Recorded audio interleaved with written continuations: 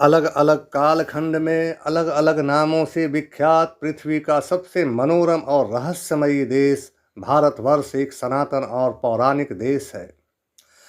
अपने आप में अनेकों सभ्यता और संस्कृति को आत्मसात किए विश्व गुरु के पद से सम्मानित एकमात्र निर्विवाद देश और मानव सभ्यता है, जहाँ कण कण में विश्व बंधुत्व और मानव कल्याण के लिए वसुधैव कुटुंबकम की निर्मल और पवित्र भावना जगमगाती रहती है।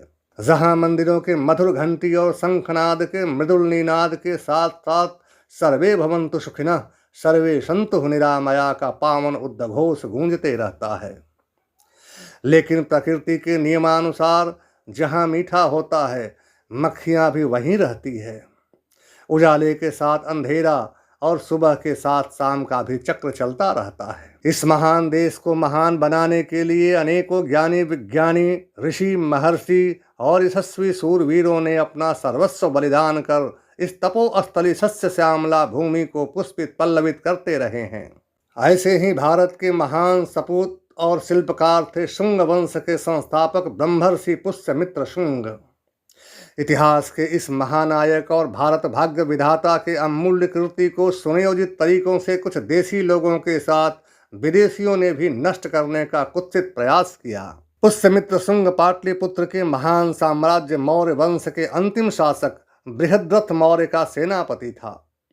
पुष्यमित्र शुंग ब्राह्मण जाति का था, जो महर्षि परशुराम को अपना आदर्श मानता था। उसकी वीरता, साहस, पराक्रम और देशभक्ति के कारण साजिश करके ब्राह्मण से विभाजित कर एक नई उपजाति भूमिहार घोषित कर इसके पराक्रम को समेटने की भरपूर कोशिश देशी और विदेशी लोगों द्वारा खूब किया गया। मौर्य वंश के प्रतापी सम्राट अशोक ने कलिंग युद्ध में हुए रक्तपात और नरसंहार से विचलित होकर बौद्ध धर्म को अपना लिया और खुद को अहिंसा से जोड़ दिया। उसने धर्म को निजी न रखकर उसे राजधर्म घोषित कर दिया। हालांकि बौद्ध धर्म हिंदू की ही एक शाखा है, उसका दर्शन और सिद्धांत पूर्ण रूप से सनातन को ही परिभाषित करते हैं। अहिंसा परमो धर्मः तो सनातन धर्म का मूल आत्मा थी। सम्राट अशोक ने बौद्ध धर्म को प्रचार प्रसार के लिए राजकोष से बहुत धन दिया और दूर दूर के देशों तक अपने प्रचारक भेजे। यहाँ तक कि अपनी पत्नी महारानी से उत्पन्न बेटा महेंद्र और दूसरी पत्नी चारुमित्रा से जन्मी पुत्री संघमित्रा को भी राज्यकाज से ज्यादा धर्म प्रचार में लगा दिया। सम्राट अशोक से लेकर अंतिम सम्राट बृहद्रथ तक यह धर्म राजाओं के संरक्षण में देश से लेकर चीन, जापान, श्रीलंका, थाईलैंड, सीरिया, मिस्र, यूनान, कंबोडिया, बर्मा, जावा, सुमात्रा, यूरोप आदि देशों से होते हुए विश्व के एक बड़े भूभाग में फैल गया। लेकिन सनातनी भारत के जनमन ने इसे स्वीकार नहीं किया और राजा द्वारा धन देकर इसे राजधर्म घोषित करने के कारण सनातनी धीरे धीरे बौद्ध धर्म और मौर्य शासक से नफरत करने लगे। कालांतर में इसी अहिंसा से उत्सर्जित अकर्मण्यता के साथ साथ विलासिता भी मौर्य शासकों में व्याप्त हो गई।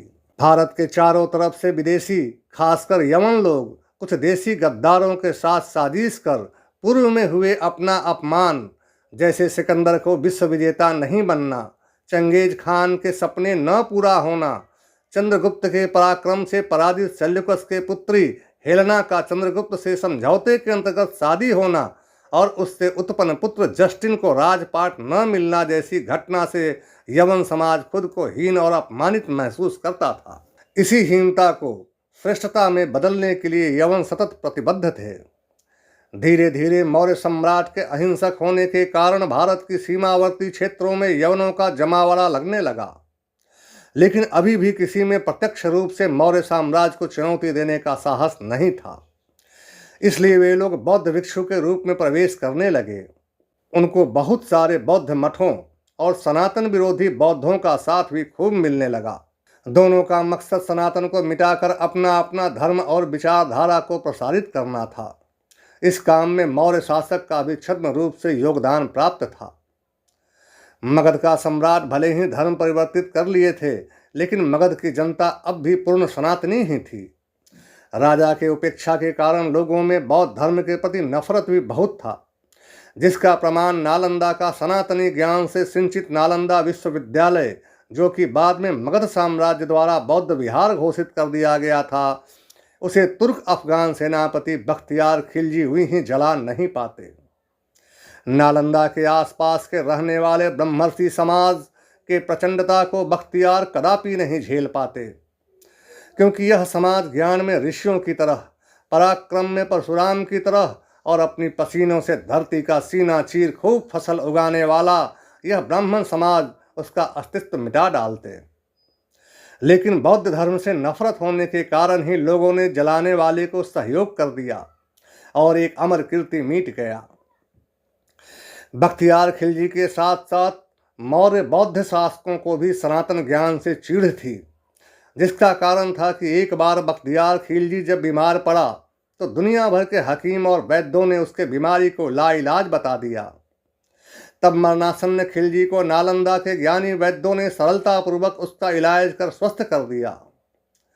ज्ञान का यह प्रदर्शन यवन और बौद्ध दोनों को नहीं भाया और मौर्य साम्राज्य के राजधानी पाटलिपुत्र के नाक के नीचे ज्ञान का साम्राज्य नालंदा 6 माह तक जलता रहा। सीमा पर हो रही विदेशी साजिश और ज्ञान सागर नालंदा की अग्निदहन ने मौर्य साम्राज्य के सूरवीर ब्रह्मर्षि सनातनी सेनापति पुष्यमित्र शुंग को झकझोर दिया। उसने सम्राट बृहद्रथ को हो रही साजिशों का ज्ञान करवाया, लेकिन अहिंसा के पीछे छिपे अकर्मण्य और विलासी सम्राट ने पुष्यमित्र को किसी भी तरह की कार्रवाई करने से सख्त मना कर दिया। सनातनी ब्रह्मर्षि शुंग को यह बात बिल्कुल भी ठीक नहीं लगा। जनता में पहले ही बौद्ध सम्राटों के प्रति भारी असंतोष था।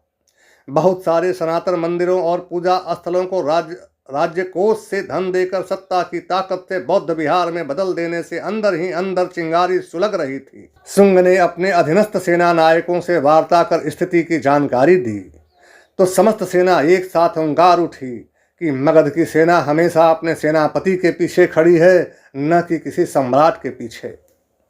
सेना का सहयोग पा पुष्यमित्र शुंग ने भारत की सीमा और अंदरूनी बौद्ध विहारों में कार्रवाई कर बहुत मात्रा में विदेशी बहुरूपीय और उसका नायक के साथ साथ भारी मात्रा में युद्धक सामग्रियों का जखीरा बृहद्रथ के आगे पेश किया।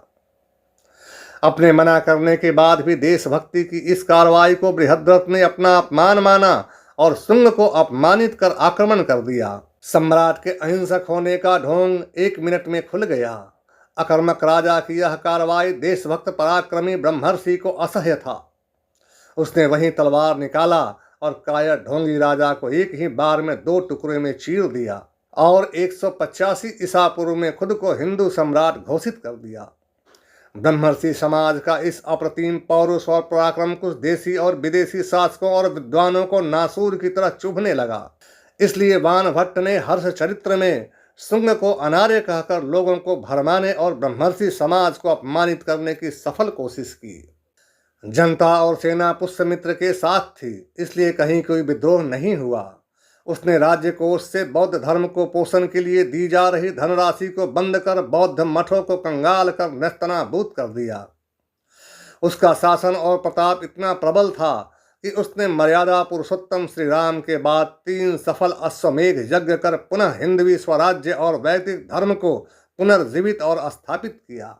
बाद के विदेशी शासकों और देशी गद्दारों ने इस जाति के लोगों को अनेकों तरह से प्रताड़ित और परेशान कर इस बिरादरी को मात्र बिहार और उसके सीमावर्ती उत्तर प्रदेश के कुछ हिस्से तक में सिमट कर जीने को मजबूर कर दिया। इस बिरादरी की प्रचंडता और देशभक्ति इतनी प्रबल और मुखर थी कि मौर्य वंश और नंद वंश के समर्थकों ने विदेशी सहयोग से इसका समूल नाश करने में कोई कोर कसर नहीं छोड़ी। कालांतर में ब्रह्मर्षि बिरादरी पर इनके स्वजाति पूजा पाठी ब्राह्मण और बाकी लोगों ने जुल्म की पराकाष्ठा कर दी।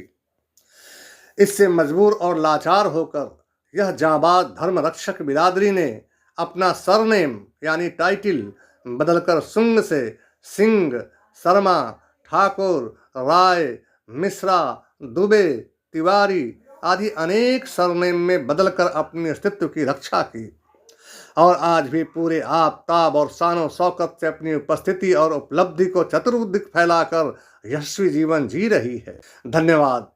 जय ब्रह्मर्षि, जय परशुराम।